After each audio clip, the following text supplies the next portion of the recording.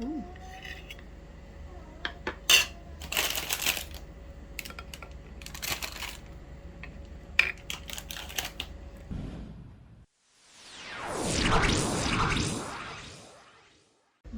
Hello, today we're gonna make a custard choco cake. How to make it? We're gonna need a custard powder and cacao powder, sugar, and water, and of course biscuits. Started by mixing all the ingredients in the pan. So we need 5 tablespoons of custard powder. 1, 3, 4, 5, and add 4 tablespoons of powdered milk,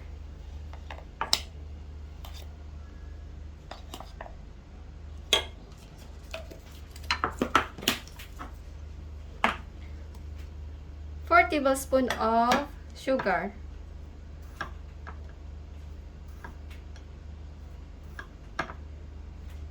and add 2 cups or 3 cups of water,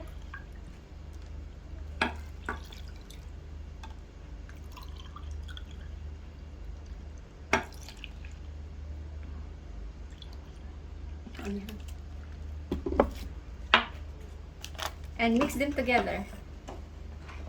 Okay.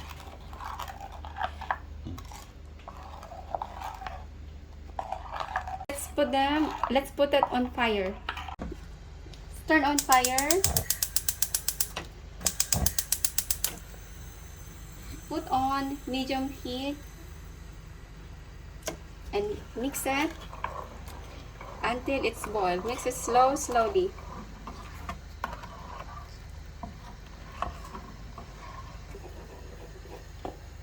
It takes 5 minutes to form the jelly. Let's turn off the fire.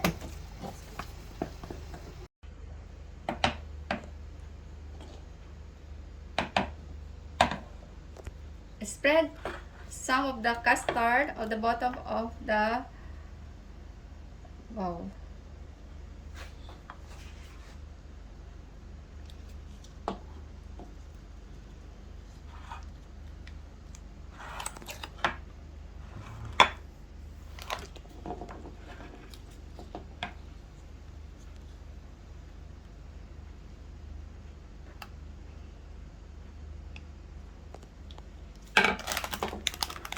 And add some biscuits.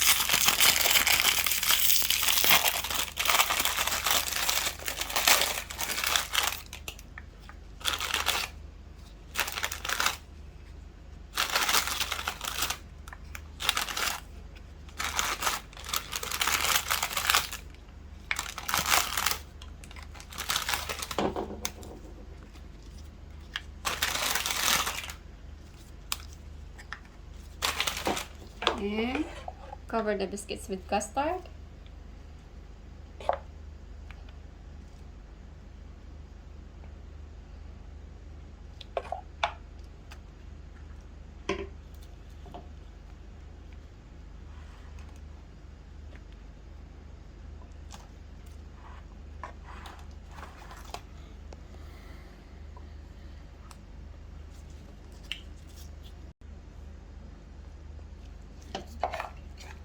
Now, done.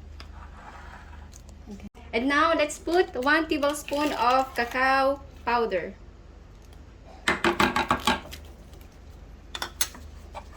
Shake it.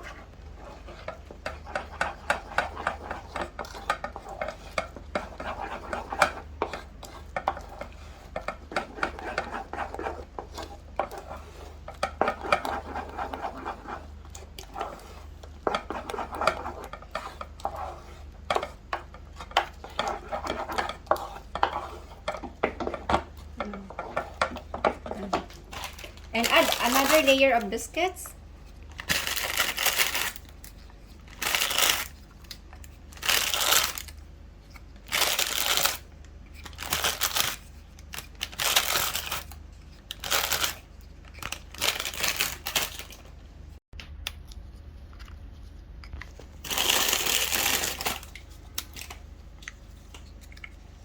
And add the cacao chocolate.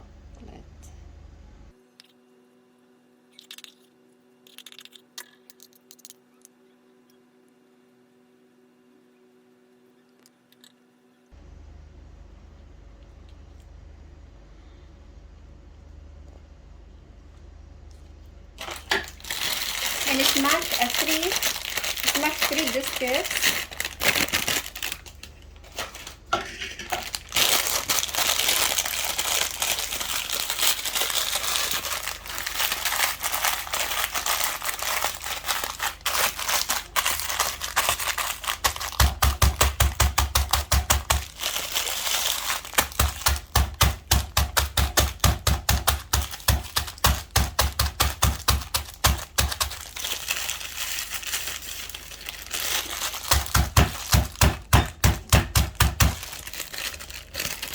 Put it on the top.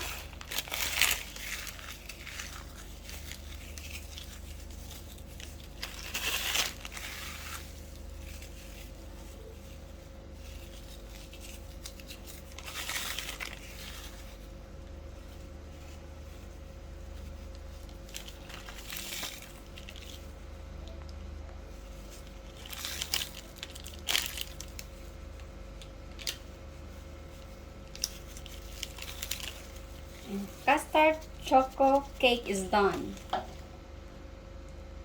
Put in the fridge and leave it for 15 minutes.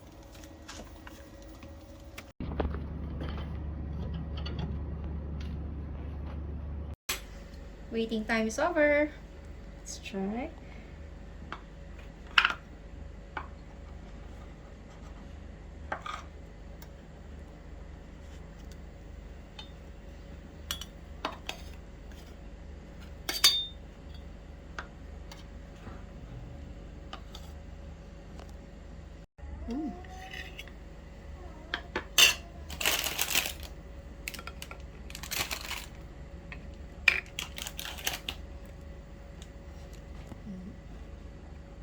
Let's have a taste.